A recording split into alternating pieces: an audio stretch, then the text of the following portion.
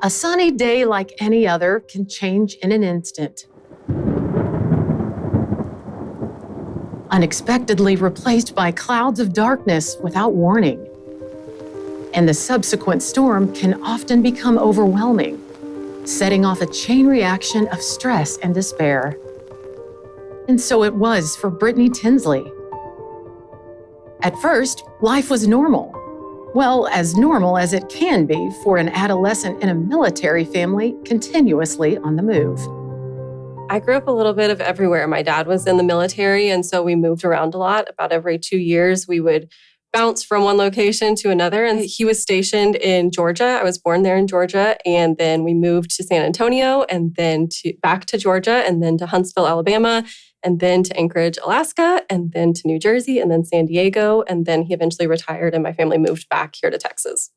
In the midst of this nomadic lifestyle, one thing remained constant: the family's foundation in their faith. I was raised in a Christian home. I became a Christian at a really young age. And so a lot of my early childhood was spent in churches. That was my primary source of community as we moved around all of these places. That was the common denominator in all of it. The adjustment seemed to be going smoothly as Brittany began settling into another new location. So right before my freshman year of high school, my family moved to San Diego. And really quickly there, I got involved in church. I had a lot of friends. I was playing on my school's volleyball team, and things were going well. Then the bottom fell out. At the end of my freshman year, though, one of my good friends that I had made when we moved there committed suicide. And that really just threw me for a loop. I didn't know how to deal with that. I hadn't experienced anything like that before. And I thought it was my fault. I was convinced that if I had seen something or noticed something, that I could have saved him somehow. And so I decided that my lack of noticing something going on with him meant that it was my responsibility that he had killed himself. And so that guilt just started to eat me alive. But I didn't tell anybody that I was struggling with that. I didn't tell anybody that I felt guilty, really. And so I was just dealing with it on my own. Nothing can prepare you for the death of a friend, much less a suicide. And to feel that you were somehow responsible, that's a burden too heavy for any adult to carry. But for a 15-year-old, well, the whole thing was incomprehensible. And so Brittany, needing an outlet for her pain, acted on an impulse she didn't see coming. And the school year ended, and over that summer, that guilt just continued to grow. And because I hadn't shared it with anybody, there was no outlet for it. And eventually that led me to self-injury. I don't really know what triggered it that first time. It was such an impulsive decision. It wasn't something premeditated. I didn't have any friends who were self-injuring. It wasn't something I'd really been exposed to anywhere. But I came home from school one day and was upset about, I don't even remember what, just general teenage angst. It wasn't any one particular thing that had set it off. And I went into the bathroom, and there was a mechanical pencil that I'd left on the counter. And that was what I used to hurt myself the first time. And like I said, I think because it wasn't a razor blade or something like that, in my mind, it wasn't as dramatic as maybe people imagine it can start out to be. But for me, that was how it started. And it wasn't something that I thought about ahead of time or had planned to do. It was just, I went into the bathroom and there was this thing. And for whatever reason, my brain said, hey, this would be a really good idea. This would be a way to alleviate some of the pain and overwhelm and whatever else it was that I was feeling in that moment. And so I did it. When I would hurt myself, almost immediately there's relief. The second, for me, there needed to be some blood. And so the second that there was blood, there was relief, all of those positive things. The endorphins are flowing, you feel good. And then probably within 10 or 15 minutes after that, there's this shame and guilt that just washes over you. Because at least in my case, I was trying not to hurt myself. And so I felt immediately like, oh my gosh, I've failed again. Oh my gosh, I've done this again. How could I mess up? Why am I back in this position? And so very quickly, it flips and it goes from being this release to now I've got this other bad thing to deal with. And the only way I know how to deal with this bad thing is to hurt myself again. And so it becomes very cyclical. But the initial release is almost instant most of the time. I think that I was in a lot of pain and was confused and hurting. And I'm not naturally a very emotional person. And so for me, crying about it or something like that wasn't something I naturally would have gone to. And so I think that there was something cathartic about I'm going to release some of this energy somehow, and hurting yourself isn't a great way to do it, but it is a way to do it. And so that's, for whatever reason, what my brain went to. Was this a suicide attempt? It's not suicidal. I think most people look at people hurting themselves and they think this person is trying to end their life or wants to end their life. And most of the time, that's not the case. Most of the time, people who are engaging in non-suicidal self-injury are doing it because it alleviates emotional pain. It gives them endorphins. It makes them feel better. And so it's something that they're doing in an effort actually to stay alive most of the time, because they're trying to keep these other hard things at bay. And so when people assume that it's a suicide attempt, really nothing could be further than the truth most of the time. Obviously, there are some cases where there's crossover. Some people who engage in self-injury eventually do try to kill themselves, but non-suicidal self-injury as a standalone issue isn't a suicide attempt. As the weeks went on, Brittany downplayed the self-injury, but she had an unsettling sense that keeping this to herself was not healthy. I knew that I was struggling, and I knew that what I was doing was not good, and I knew I needed to tell somebody. This was before my parents found out. And so I decided I would tell one of the volunteers who worked with our high school youth group. She was in her early 20s, and at the time that seemed so mature, and she seemed like such an adult. And so I thought, this is the person who I'll tell. She'll know what to do. And so I went to her and I told her really the whole truth for the first time. She was the first person I just laid everything out for, and she reacted incredibly well. She was so gracious and so kind to me, and told me that she would provide some accountability, and that every week before Wednesday night services, she would come and find me and would check in and ask if I had been hurting myself. And if the answer was no, then that was great. And if the answer was yes, and it continued, that maybe eventually we would need to bring in a real adult. Those were her words. And so that was what we did. And so there was a period of probably a month or two where she was the person who knew, and she would ask me if I had been able to not hurt myself, or if I had been hurting myself still. And almost every week, the answer was that I had hurt myself again. And so eventually it got to the point that she was like, listen, this obviously is not getting better.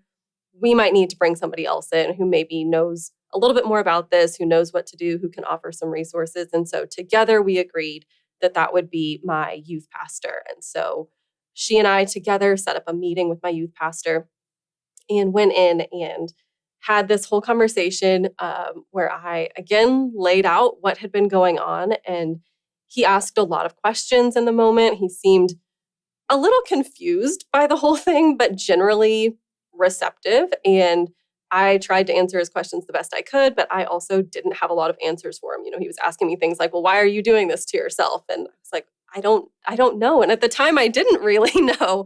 And so I think that probably confused him more, that I couldn't just give a clear cut answer for why this was going on and why I couldn't just stop. And so he told me he would think about it and that he would get back to me.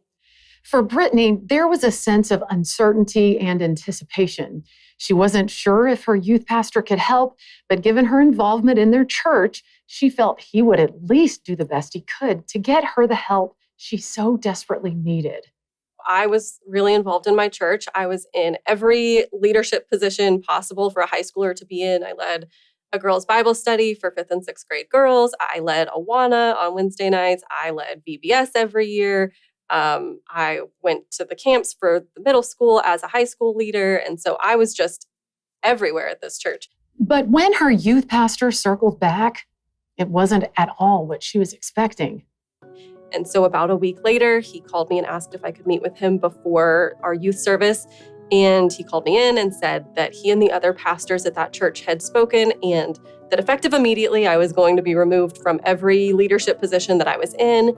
That I was welcome there on Sunday mornings and Wednesday nights, but that sort of beyond the scope of that, so any extra youth group activities, any camps, any events, things like that, he asked if I would please not come because I was a liability. And so pretty quickly it went from this church being the place where I felt the most community, where I had the most belonging, to being a place where I wasn't allowed to be anymore. And so reckoning that was a difficult thing. Then it went from bad to worse when her parents found out. it was kind of a mess. I had sent an email or attempted to send an email to a friend of mine telling her that I had listened to this song that I listened to when I felt like hurting myself in an effort not to listen to it hundreds of times. And that was startling to me. That was back in the days when iTunes would show you the number of times you had played a song. And so when I saw that 100 and something number, I was like, oh my gosh, this is really a problem. And so I had attempted to send my friend an email, pre-texting days, that was what had been going on. And instead, it somehow ended up going to my little sister. And my little sister took that email and showed it to my parents because she had no idea what to do with it or what I was talking about. And so my parents found out through this email, which really didn't give me a lot of room to try to backtrack because it was written in my own words what was going on. And I tried to play dumb. I tried to play it off and that didn't work. And so pretty immediately, they took me to a therapist who I had no interest in seeing. I had no interest in being there or in talking to somebody. I went, but I didn't really engage with that therapist. And we moved pretty quickly thereafter. And so there was this really intense window of time where it felt like my entire life was sort of imploding. And then we moved and everything kind of just got swept under the rug and I got better at hiding it. And I think they wanted to believe it was better. And so life just kind of went on. But that initial reaction was pretty strong and not great. How did this affect your walk with Christ? At that point, I was so confused by everything going on in my life that I don't know that it affected my walk with Christ, but also I don't think that my walk with Christ was at its strongest at that point anyway. It was really hard to have somebody who was, in my mind, a representative of God look at you and say, you're too much. You're not welcome here. You don't belong here anymore. At a time when I was struggling the most I ever had. We always tell people, if you're struggling, come to the church. Tell people at the church. You'll be met with grace and compassion and all of these things. And at its best, that is what happens. But at its worst, you meet somebody in a time when they're really struggling and completely ostracize them. And it makes the situation that much more difficult. And I think that was what happened. And so part of me understood that what he said was not the response that should have been given. But the other part of me was just hurt that this youth pastor who I trusted, who I had a relationship with, didn't want me to be there anymore. I had just this very human, base level reaction of, I'm not wanted, I'm not allowed in this place where I've always been told I am welcome no matter what. I don't think that I felt hopeless necessarily in my faith at that point. I think that I felt very stuck in the self-injury. I felt like I had done all of the right things. I had been struggling on my own. I tried to quit on my own. That didn't go well. So I told somebody I trusted. Everybody always says, tell a trusted adult. I did that. That didn't help. Together, we told another trusted adult. That only made things worse. And that whole time, I'm still self-injuring. And it's getting worse because I have all of this other stress of all of these people knowing now and my secrets out there. And my parents didn't know yet. And so there was this element of who's going to tell my parents? When is this bomb going to get dropped on them? How are they going to react? And so I think that I for sure felt very hopeless with the self-injury because I just felt like I couldn't get ahead of it. There was no way for me to get on top of it. There was no way for me to get better or to stop doing it. And even though I wanted to stop, I couldn't. It was this compulsion, almost addictive thing that I couldn't ever get on top of on my own. And so I think I felt like, well, I'm probably just going to do this forever. I don't have a way out of this. I don't see a path forward. I'm just going to have to keep living my life. And this is what my life looks like. So this is it. A new, very unsatisfying and destructive normal seems rather hopeless. As the family moved to Texas, the self-injury subsided a bit. Perhaps the change of scenery was what she needed. But it started all over again. And once again, she felt the need to tell someone. But who? Surely not another youth pastor after what had happened in San Diego. But that's exactly what she did. And that's when Jimmy Smith made an entrance into Britney's story. So we moved to Texas, and I knew that my parents were watching me really closely because we had just gone through this whole thing in San Diego. And so there was a period of time over that summer that we moved that I quit cutting as much and I got better at hiding it. But then by that fall, when I started my junior year of high school, I was cutting all the time again. And again, I thought, oh my gosh, I'm in so far over my head. I don't know how to get ahead of this. I need to tell somebody. I kept just thinking, if I just tell the right person, then somebody will know what to do. Somebody can help me. And so despite what I had experienced at my church in San Diego, I thought the only person I know here in Texas, because we had just moved, is my youth pastor. He's the only one that I even sort of trust to know what to do with this. And so I told my youth pastor here in Texas and was met with the complete opposite reaction from what I received in San Diego. When I first met Brittany, they moved here from California and they started attending our church. And I was a youth minister at the time. And she was very quiet, very unassuming. I mean, she didn't come in loud or anything like that. I'm assuming because she was new to the church, new state, new church, moving around because of a military dad and work. She was never any trouble, but just like I said, just quiet, but also very faithful. She was at everything and a part of everything. What she confided in me was just that she'd been doing some self-harm. She'd been cutting. And I hate to hear that, right? You never want to hear a student, anyone go through that. And so I hate to hear that. And I knew it took a lot of strength on her part, a lot of courage on her part. And so when she told me, my reaction is to just sort of be calm and sort of normalize that for her in the sense of hey, that is okay. You're not crazy, you're not bad, you're not anything. It's just, hey, this is something that you're dealing with, you're struggling with. So let's figure out how maybe we can help you. I mean, we definitely want to pray for you, don't want to minister to you. But I kind of just want to walk through this with you as best as I can, and then maybe help you however I can, or get you help that you might need just to kind of help you, deal with this issue that's going on. He was kind and he listened when I told him. And then later that next week, he sent me a note at home. He mailed me a letter that said something along the lines of, I hope you keep coming. You're more than welcome here. I'm so glad you told me. Thank you for trusting me.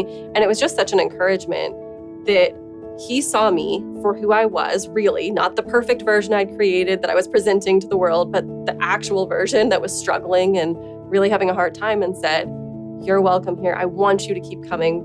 Thank you for sharing this part of yourself with me. And so that was such an encouragement given how I had left my old church in San Diego. On the outside, everything looks fine, right? Everything looks, she was very quiet. She was very, again, unassuming. I don't know if there's a typical person where you would say, oh, that, yeah, of course you're doing that. But no, she had a great family, parents that loved her. You look at them and everything looks great.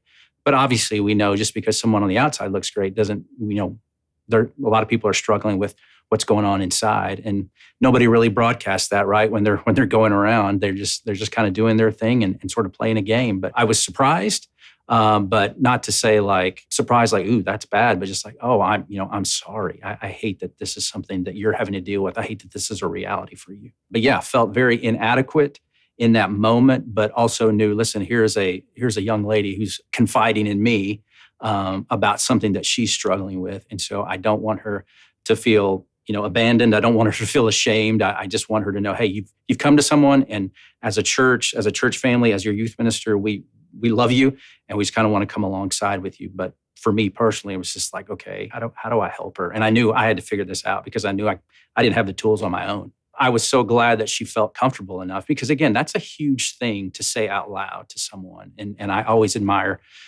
people, whether they're young or old, to come out and say, hey, this is something that's happening in me, and I need to share that. I need to lay this burden. I need someone to help me carry this burden. I want to say that she felt comfortable, that number one, that she felt loved. I think that the most helpful thing that somebody told me was, one, that I was loved regardless, because I felt very unlovable. I felt like I was doing this thing that made me some sort of pariah. And so for somebody to be able to look past that and say, I love you as a person, and that includes this part of you that is struggling, was really powerful. Powerful indeed. And it transformed Brittany's outlook from one of anxiety and despair to relief and purpose. She joined the children's ministry staff here at Cottonwood Creek in 2012. And although she's no longer on staff, she is still very much involved in the church's recovery ministry, providing comfort and support to young people who are struggling. I think that the first thing churches can do if somebody comes to them and shares that they're struggling with self-injury is to just be really compassionate. They're coming to you with something that's most likely been a secret, that's obviously really private, that's obviously really personal. And so I think just automatically leading with compassion and assuming generously is so powerful because you're coming in this position of almost shame to make this admission. And so to be met with something, with someone being compassionate is really incredible.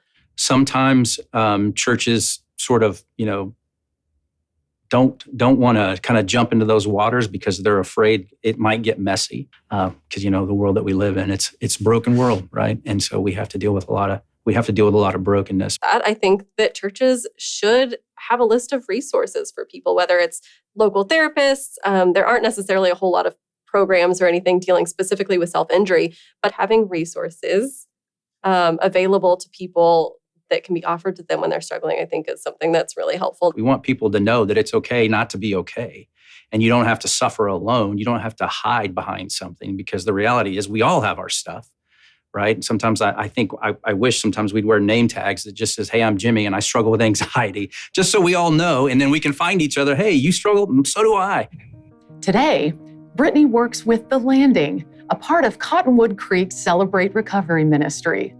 So The Landing is a sort of sister program to Celebrate Recovery. It's for teens who are struggling with everything from mental health issues to chaotic home situations. It's really open to anyone who just needs a little bit of extra support. So it's for middle schoolers and high schoolers.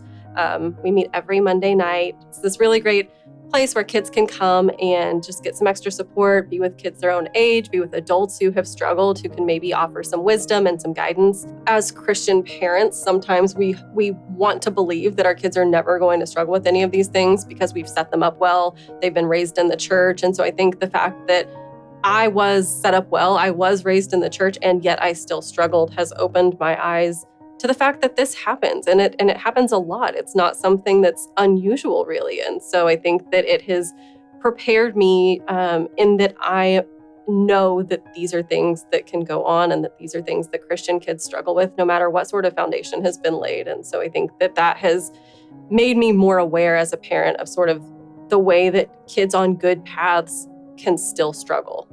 And Brittany continues to work on herself to stay rooted in her own recovery. As an adult, I have gone to therapy. I still go to therapy. And I think it's the thing that has helped me probably more than anything else. And so at this point, I would say therapy is a huge component, at least for me, of healing and wholeness and staying in a healthy place. I've learned so much about myself and about how I react to things and what sorts of things trigger the feelings that still to this day make me want to hurt myself. And so that's been a huge part of me figuring out how to live in a healthy space and how to stay there, and honestly just have some guardrails in place so that if things start to get a little bit wonky, if the train starts to go off the tracks, there's already somebody in the wings ready to help me, who knows me, who cares about me, who knows my story, that can swoop in before things get too far gone. Brittany has also become a writer, blogging almost daily. And so I'm writing online a lot, and so I have all of these followers now, which I don't love that word, but for lack of a better one, all of these followers who are reading my story. I try to be very open and honest with what I put out there, who now come to me and say, I've never heard anybody else talk about this. I've never heard anybody mention this. I didn't know I was the only one struggling. I'm so glad that you told this story.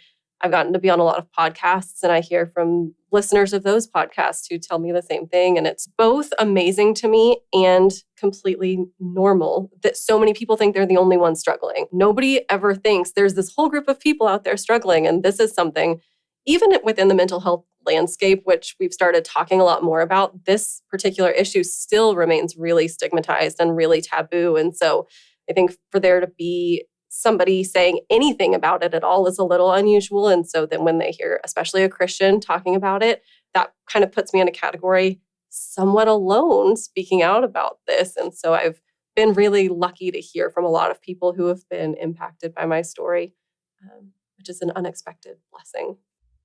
And she's written a book. It's called Stories Our Scars Tell. It's a little bit about my story. It's a little bit about being hurt and healed as a Christian. It's answering the questions that we hold in the deepest parts of our soul. Am I lovable? Do I deserve grace? Do you see me differently? These big sort of overarching questions that some of us hold, whether or not you've struggled specifically with self-injury, that really just at the end of the day are about looking for something, looking for meaning, looking for healing. And so that's what the book explores. And I'm excited for it to come out and excited for people to read it. And also, it's a little nerve-wracking because this is a really private thing that I kept secret until really just probably 5 years ago or so. And so now to be in a position where this thing that I spent so many years keeping secret is public, and not only public for like the people in my actual real lives, but public on a much larger stage, is a little unnerving. But I'm just trusting that God's going to use it and it's going to be for his glory at the end of the day. And I hope that that's the case. I think that people who are Christians can struggle just the same as anybody else. And so when somebody says, well, you're a Christian, how could you be hurting yourself? You're a Christian, how could you be struggling with this? I'm tempted to look at them and say, well, you're a Christian, and what are you struggling with? I mean, nobody's perfect. We all struggle with things. We all make bad decisions. We all react poorly. We all have unhealthy coping mechanisms. And this is one that I think people look at and go, whoa, I would never, because it is maybe more dramatic or serious than some other unhealthy coping mechanisms are. But at the end of the day, that's what it is. And we all struggle because we're all people. Being Christian doesn't mean that we're not going to struggle.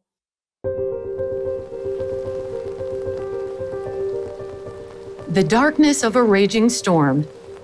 Sometimes it seems like it will never end. But over time, the rain stops, the clouds lift, the sun returns, and a hopeful future awaits. This has been a large part of my life, a large part of my Christian walk. And I think that there have been periods of time where I've thought, oh my gosh, God, why is this the thing that I struggle with? Why have I struggled with it for so long? And there are other periods where I've thought, God allowed this to happen so that then I could be in a place to offer hope to other people. And had I not experienced what I experienced, I wouldn't be in the position that I'm in now. And so I think that while God doesn't cause pain, God certainly can use pain. And that's sort of been the viewpoint that I've taken with this for most of my life. It's now become part of this very public story that I'm telling. And it's put me in a position to have a lot of conversations with a lot of people that I wouldn't otherwise have gotten to have had I not struggled. And so I think that obviously God has a plan. God knows what he's doing. And while I don't think that he necessarily wanted this for my life, I think that he is creating something good out of this bad thing that has been part of my life.